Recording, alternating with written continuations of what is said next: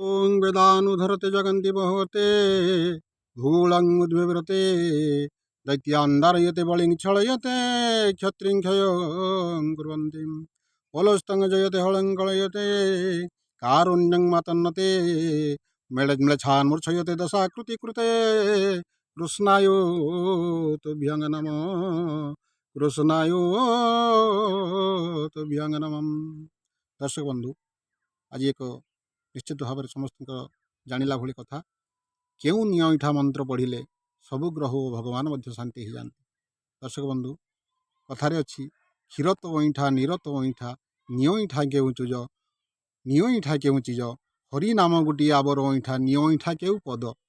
तेणु जोठी जो पद गाइले भी जहाँ मंत्र पढ़िले भी आपणकर जीभ उठ लगुच आपणकर छेप भी लगुच तेणु निश्चित भाव से अईठा हो से पदटा आप मंत्रटा सब अईठा हो एमती कौन नियईठा पद अच्छी नियईठा मंत्र अच्छी जहाँ को शुणिले प्रभु परम पुरुष विश्वकर्ता विश्व स्रष्टा चिंतामणि भावबिंदिया ठाकुर सबू भगवान शांति ही जाती एवं ग्रह मध्य शांति ही जाती। तेणु सी नियईठा मंत्र नियईठा पद कौन आपण मानक आज जनइबी। आपने जो मैंने मो वीडियो को सब्सक्राइब लाइक कमेंट करेंगे से निश्चित भाव में सब्सक्राइब करेंगे और लाइक कमेंट देवे आशा करुच्ची मोर एक आध्यात्मिक सांस्कृतिक चैनल रे मु आपको बहु उपादेय जिनिस कम समय आपन को जनाऊँगी। तेणु निश्चित भाव में channel T like subscribe comment करेंगे आपण मानक आज से विषय कहबी।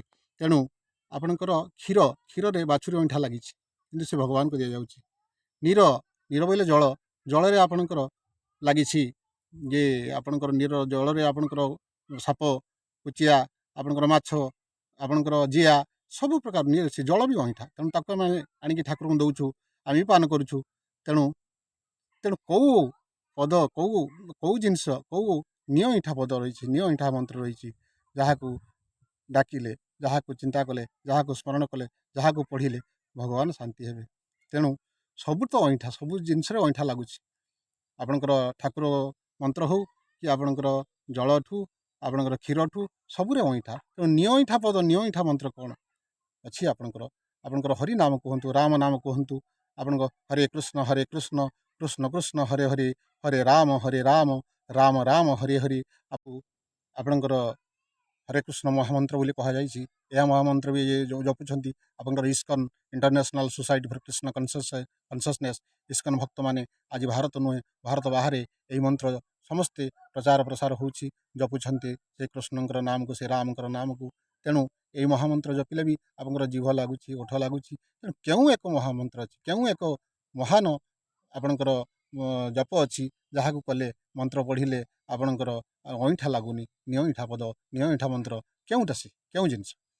तेणु आपण को आपण मैंने मन पक आपण मैंने समस्ते एकाक्षर ब्रह्म जानी गीतार भगवान कहले एकाक्षर ब्रह्म जो जी पढ़ुची जे जप कर मुझे मुक्ति देवी। तेणु से एकाक्षर ब्रह्म एकाक्षर मंत्र कौन ओं आपंकर ओं जदि प्रत्येक दिन आपंकर 11 थर पढ़े आपंकर सकाळे प्रातः समय ब्राह्म मुहूर्त ओं ओं ओं ओं आपणे ओं पढ़ंतु आपंकर पूरा पेट भितर आपंकर बाहर कथा आपंकर जीभ लगुनि आपंकर ओठ लगुनि आपंकर अईठा होनी सी नियईठा पद जदि आप जपुथे जदि आप पढ़ुवे आपंकर ग्रह शांति आपंकर भगवान शांति आपंकर देवता शांति समस्त शांति सर्वशांति शांति। तेणु आपण मानकर नियईठा मंत्र है ओं प्रत्येक मंत्र रे ब्राह्मण मैंने जो मंत्र पाठ कर सबुठ ओं लगुच वेदर मूल अक्षर होती ओं। तेणु ओं सबू ओं ठारू सबू सृष्टि ओं सार सबू ब्रह्म सृष्टि। तेणु ओं मंत्र जी पढ़ जी जप कर ब्राह्म मुहूर्त तार समस्त ग्रह शांति हम समस्त पीड़ा मध्य शांति हम ए द्विमत हबार कौन ना। नमस्कार जय जगन्नाथ। आपण मैंने निश्चित भाव में पुणी थर कही रखी ए चैनल टी सब्सक्राइब लाइक कमेंट करने को भूलें। नमस्कार।